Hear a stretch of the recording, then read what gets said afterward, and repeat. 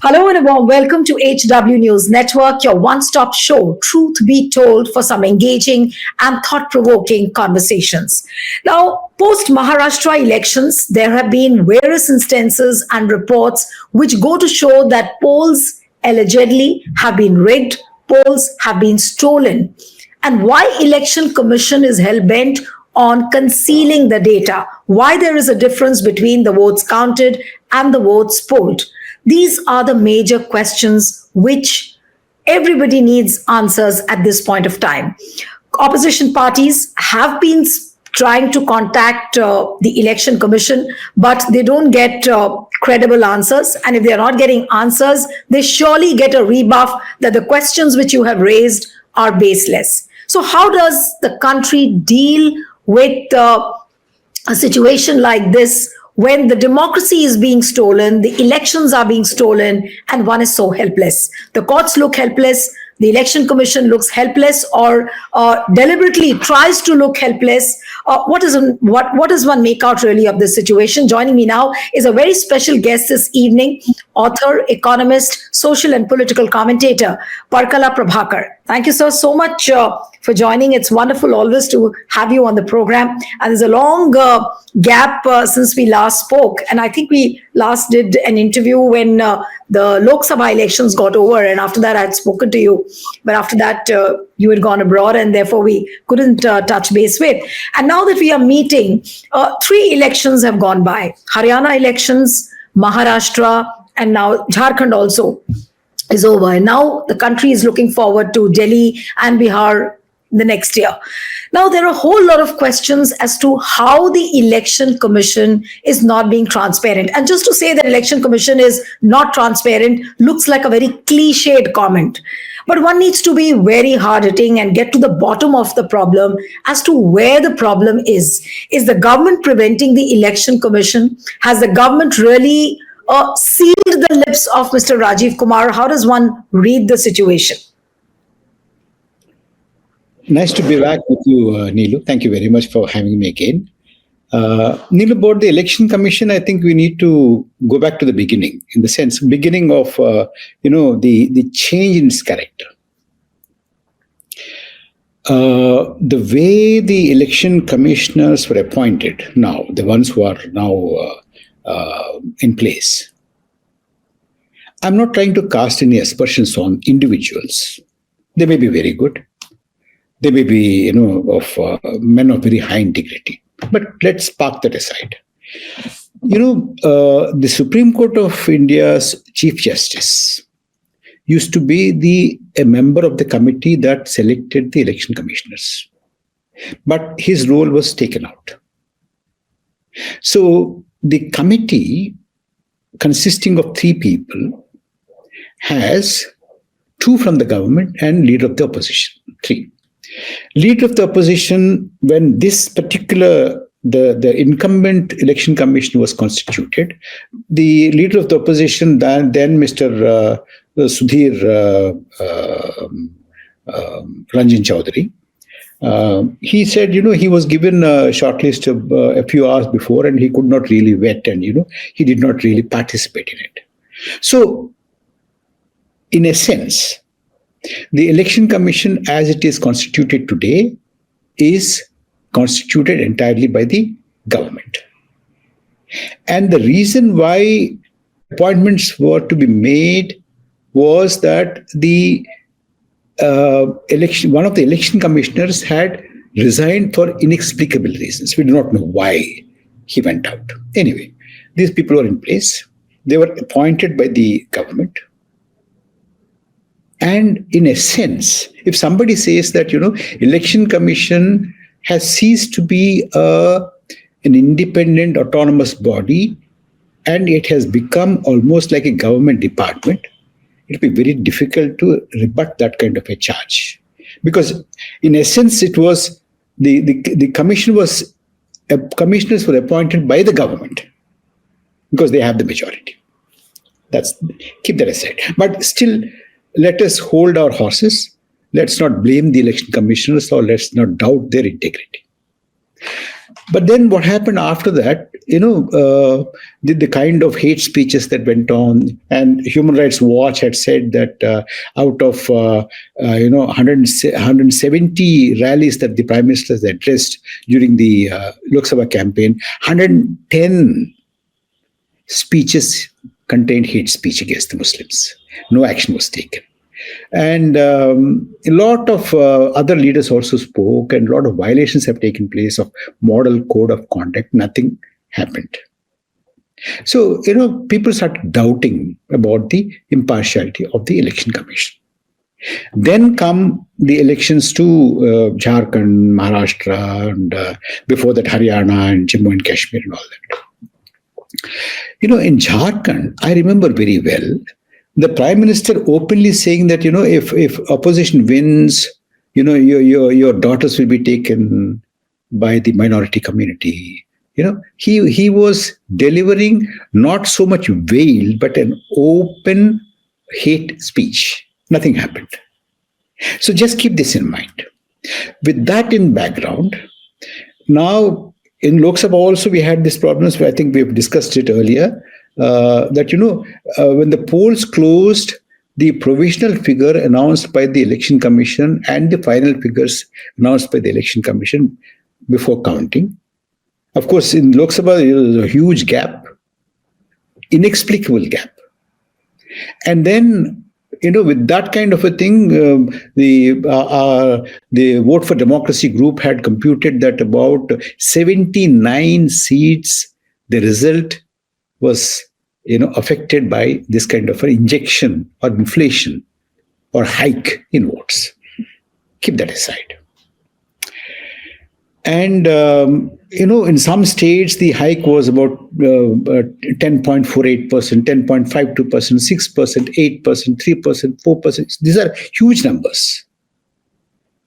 So you had that, and the Election Commission, in spite of repeated questions by the civil society groups, does not answer.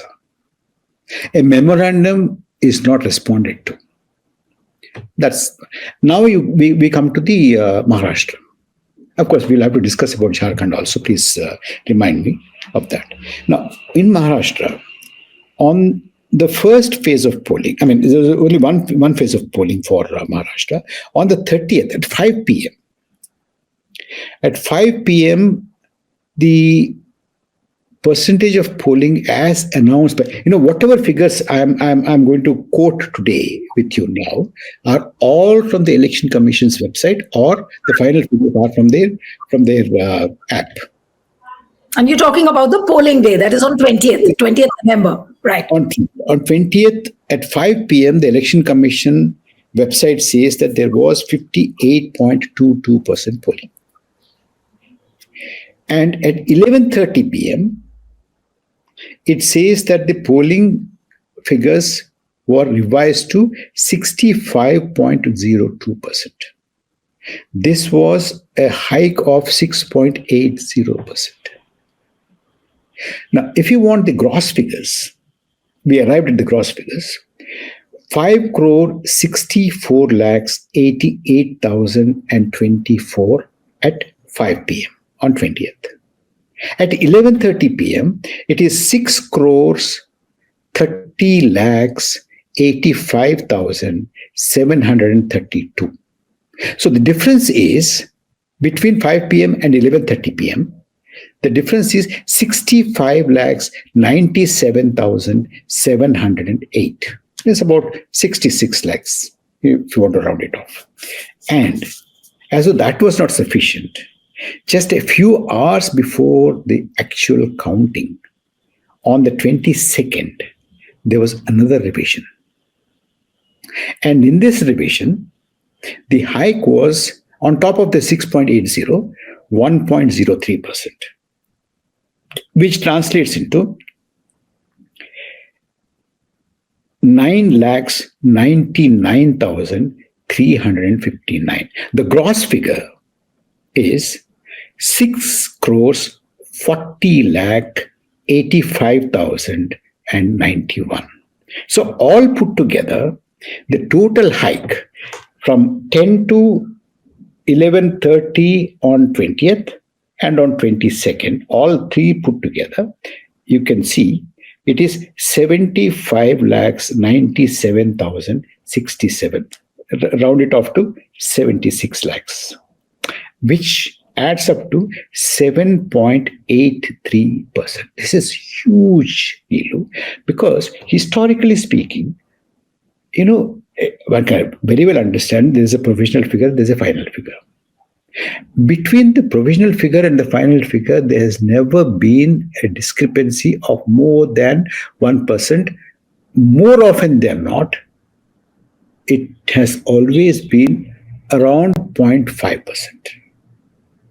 Now, we need to explain this. We need to understand this. The Election Commission has a duty to explain to the people of India why and what explains this kind of a huge thing. No, but Mr. Prabhakar, when does Election Commission answer these questions? And repeatedly these questions have been asked of the Election Commission. But then the cliched answer always is that you have no room for doubt. We have conducted a gold standard election. This is what Mr. Rajiv Kumar says. Yeah. They've never answered questions. That is the reply that they give. You can't doubt us. Well, that is no answer. That is no rational explanation. You give us some explanation. Say that,